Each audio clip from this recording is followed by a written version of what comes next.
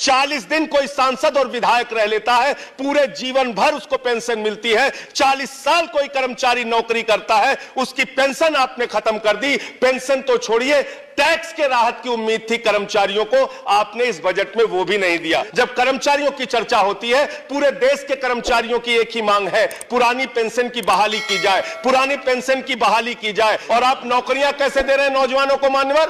35,000 railway भर्ती के लिए 1 करोड़ नौजवानों ने उसमें फॉर्म भरा, और उसके बाद जब उसका परिणाम आता है उसमें घोटाला और गड़बड़ी की जाती है। जब वो नौजवान सड़क पर नौकरी मांगने के लिए निकलते हैं, उनको लाठियों से पिटवाया जाता है प्रयागराज में, उनको पटना में लाठियों से पिटवाया जाता है। घर में घुस के लाठियों से पीट पीट के आप नौकरी दे रहे हैं, आंसू गैस के गोले छोड़ छोड़ के आप नौकरी दे रहे हैं। হয় ছাৰ বাইদেউসকল, যোৱাকালি কেন্দ্ৰীয় চৰকাৰে 2025-26 বিত্তীয় বৰ্ষৰ বাজেট দাখিল কৰিছে।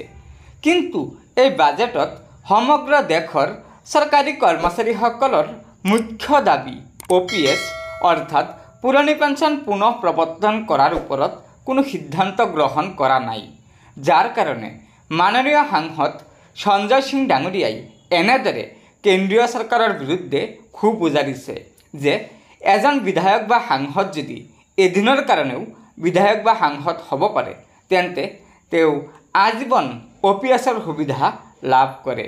কিন্তু এজন চৰকাৰী কৰ্মচাৰীয়ে 30 বছৰ কাল সেৱা আগবঢ়োৱাৰ পিছতো তেওঁৰ পেঞ্চন নিশ্চিত নহয়, যাৰ কাৰণে মাননীয় সাংসদগৰাকীয়ে এনেদৰে কেন্দ্ৰীয় চৰকাৰক দাবী জনাইছে যে চৰকাৰী কৰ্মচাৰীসকলৰ বাবে অতি শীঘ্ৰে OPS অৰ্থাৎ পুৰণি পেঞ্চন পুনঃ প্ৰৱৰ্তন কৰিব লাগে।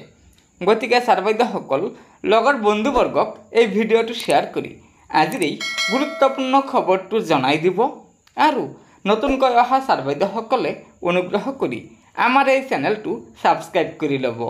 ধন্যবাদ। জয় আই অসম।